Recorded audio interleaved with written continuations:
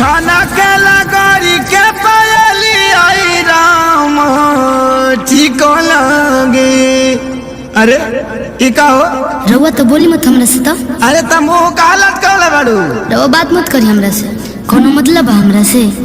रउआ तो अपने धुन में रहे के बा हमरा अरे बतिया का भल में बताइबे कि बेलमुंड बिगड़बे हमार ना मनबे? बताओ का भइल बा।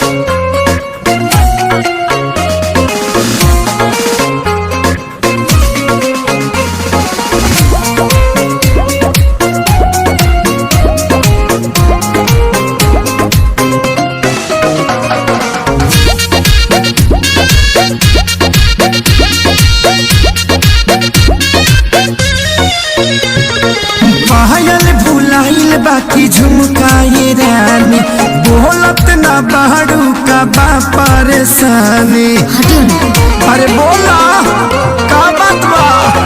पायल भुलाइल बाकी झुमकाए रानी, बोलत ना बाड़ू का बाटे परेशानी। काहे तोहर भोरे से लटकल बलोला हो लटकल बलोला।